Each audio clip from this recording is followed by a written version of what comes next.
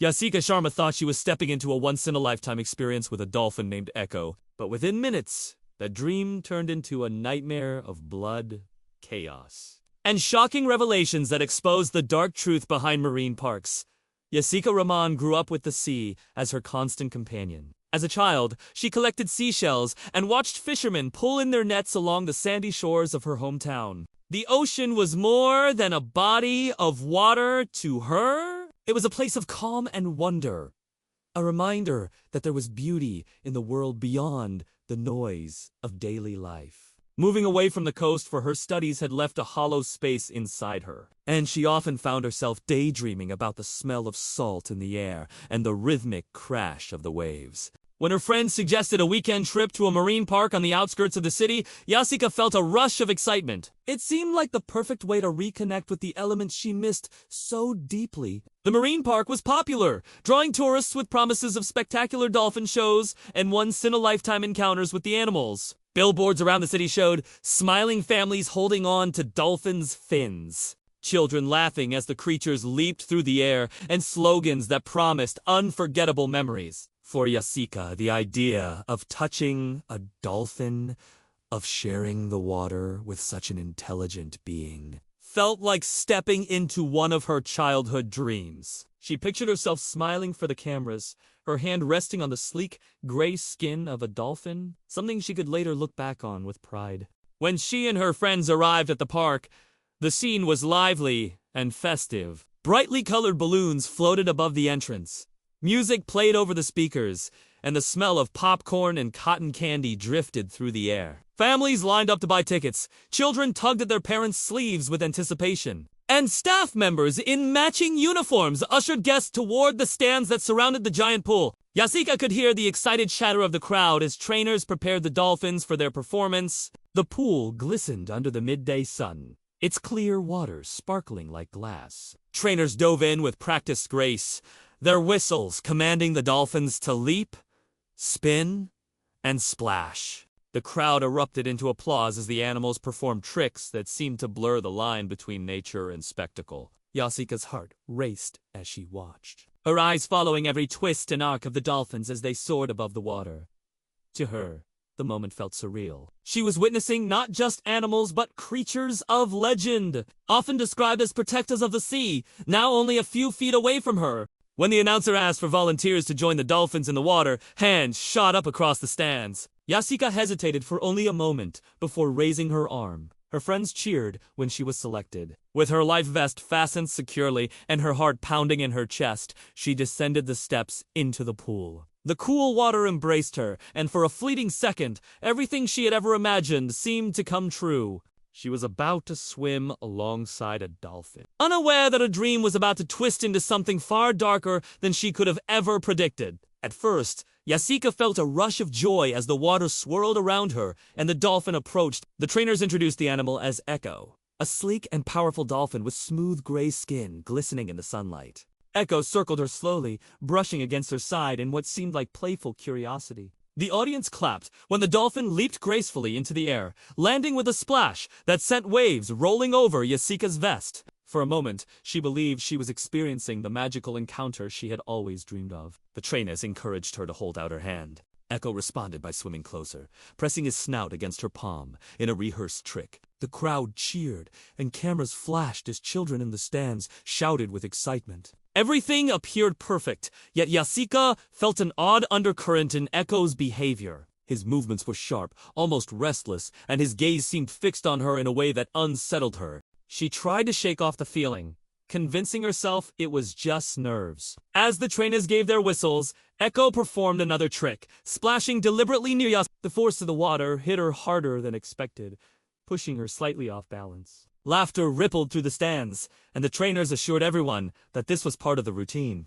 But as Jaseeka steadied herself, she noticed Echo circling faster, his tail slicing through the water with unusual aggression. Each pass seemed closer, his body brushing against her legs and arms with a force that no longer felt playful. The crowd continued to clap, believing the display was entertainment.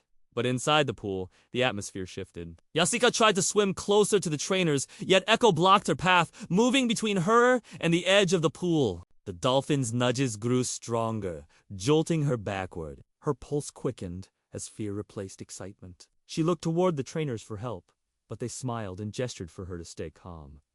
To the audience, it was a thrilling spectacle. To Jaseeka, it was the beginning of something terrifying. Echo suddenly rammed his snout against her side, knocking the air from her lungs. She gasped as water splashed over her face, her body tilting under the blow. The crowd gasped in delight, assuming it was part of the act. But Jaseeka knew better. The dolphin was not performing.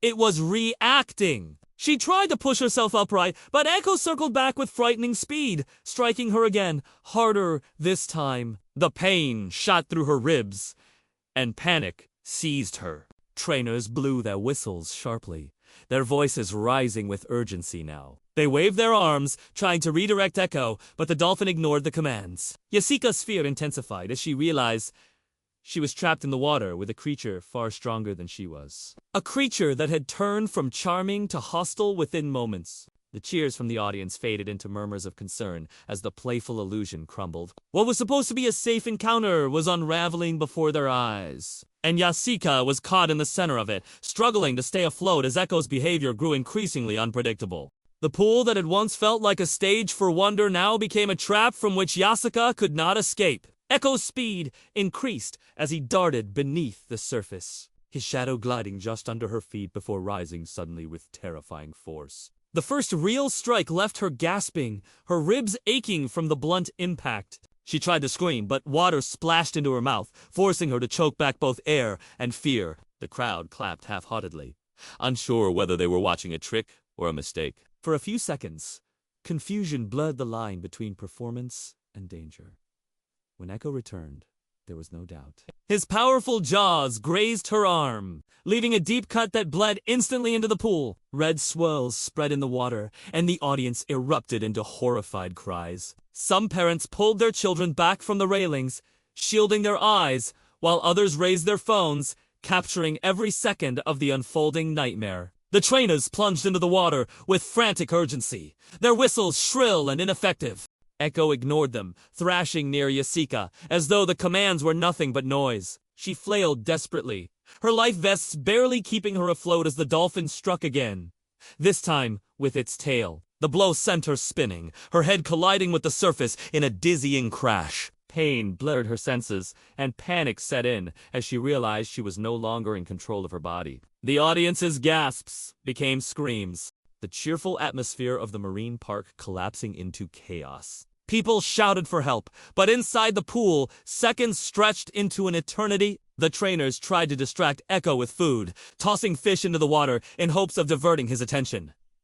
The dolphin, however, seemed uninterested in rewards. His focus remained locked on Jaseeka, his behavior wild and erratic, as if years of frustration had broken loose in a single violent outburst. With every lunge, she felt her strength slipping, her body weakening against the relentless power of the animal. One trainer managed to reach her, grabbing hold of her arm and pulling her toward the edge. Echo slammed into them both, nearly ripping her free from the rescue attempt. The force of the impact sent waves crashing against the walls of the pool.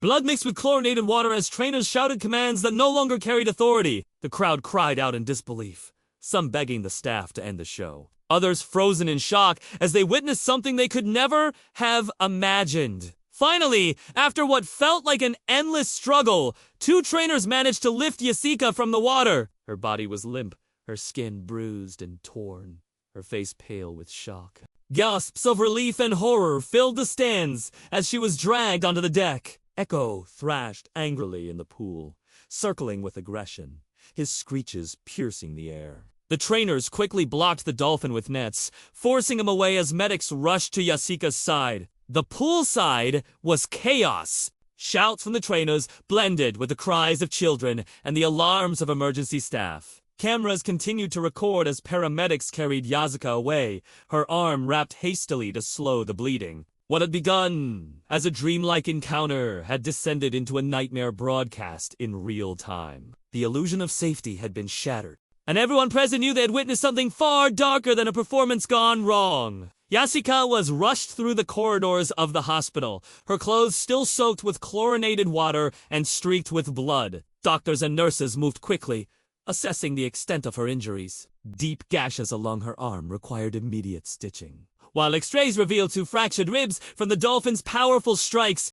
Her breathing was shallow, her body trembling with shock, but she was alive. The medical team worked to stabilize her, while outside the hospital doors, reporters had already gathered, hungry for details of the shocking attack that was spreading rapidly across social media. By the following day, footage of the incident had gone viral. Clips recorded by spectators showed the exact moment when Echo turned aggressive, and they were replayed on news stations around the world. Headlines painted the event as a freak accident, a terrifying moment in what should have been a controlled environment. But investigators who arrived at the marine park suspected there was more to the story. Detectives interviewed the trainers, pressing them about Echo's behavior.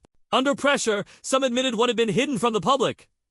The dolphin had shown repeated signs of aggression in the months leading up to the attack. He had rammed other trainers, refused commands, and displayed restless behavior that could no longer be passed off as harmless. Yet management had dismissed the concerns, fearing the loss of revenue if their star dolphin was pulled from the show. Tickets to swim with Echo were among the park's biggest attractions, and profit had been placed above safety. As investigators dug deeper, the story grew darker. Echo had not been born in captivity, as the park claimed. Records revealed that he had been captured from the wild years earlier, ripped from his pod in a violent process that left scars, both physical and psychological. Experts brought in to analyze the case explained that dolphins taken from the wild often struggle to adapt to confined tanks, their intelligence and instincts clashing with the artificial routines imposed upon them. Echo's unpredictable outbursts were not random. They were symptoms of long-term stress, confinement, and neglect. The park's reputation crumbled as more whistleblowers stepped forward.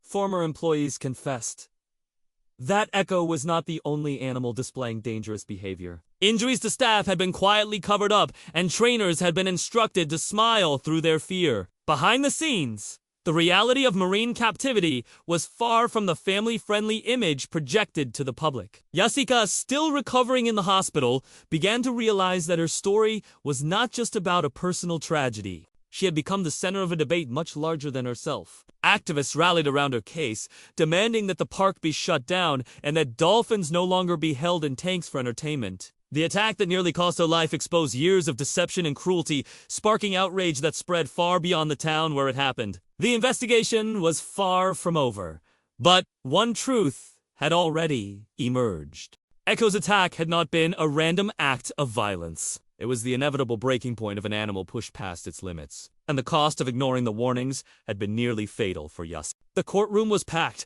when the trial against the marine park began. Lawyers for the park argued that the attack had been an unforeseeable accident, a rare moment of unpredictability from a wild animal. But prosecutors laid out a very different picture, presenting documents, testimonies, and videos that revealed years of ignored warnings. Trainers admitted that they had repeatedly flagged Echo's aggression only to be silenced or reassigned. Medical records showed injuries among staff members that had been kept hidden from public knowledge. Witnesses described a pattern of negligence where the priority was not safety, but ticket sales. Jaseeka, still bandaged and walking slowly from her injuries, took the stand. Her voice shook as she described the terror of being trapped in the water with an animal that turned from playful to violent in seconds. She explained how the cheerful facade of the show disguised the dangerous reality she experienced firsthand. The jury watched her video testimony of the attack, the screams of the crowd echoing in the courtroom. It was impossible to dismiss the footage as a simple accident. The defense attempted to shift blame, suggesting that Jaseeka had panicked and provoked Echo, but expert witnesses dismantled the claim. Marine biologists testified that dolphins held in captivity often suffer from stress, boredom, and aggression, particularly when confined to small tanks. One specialist revealed that Echo's behavior before the incident matched signs of psychological distress, long ignored by the park. The evidence painted a picture of systemic neglect rather than a single mistake. Public opinion turned sharply against the park. Protests erupted outside the courtroom, with activists holding signs demanding freedom for captive dolphins and justice for Jaseeka. News outlets covered the trial daily, and social media carried her story worldwide. The pressure was relentless, and sponsors of the park began to withdraw support. What had once been marketed as a wholesome family attraction was now synonymous with cruelty and corruption. The verdict came after weeks of testimony. The park was found guilty of gross negligence and fined heavily. Echo was removed from performances, and animal welfare organizations fought to have him relocated to a sea sanctuary where he could live in more natural conditions. Other dolphins at the facility were also reviewed, sparking a broader investigation into marine parks across the country. The trial had ignited a movement, forcing lawmakers to reconsider the legality of keeping dolphins in captivity. For Jaseeka, the aftermath was a mixture of relief and transformation. She had survived something that could easily have killed her, and instead of fading into silence, she chose to use her voice. She began working with animal rights groups, speaking publicly about her experience and advocating for change. Her story was featured in documentaries and news specials, turning her into a reluctant but powerful figure in the fight against marine captivity. The memory of Echo's attack never left her, but it became the fuel for her mission. What began as a nightmare in a pool turned into a catalyst for reform. Jaseeka's scars remained, but they told a story that could no longer be hidden. The price of entertainment built on suffering, and the courage of one woman who refused to let her tragedy be in vain.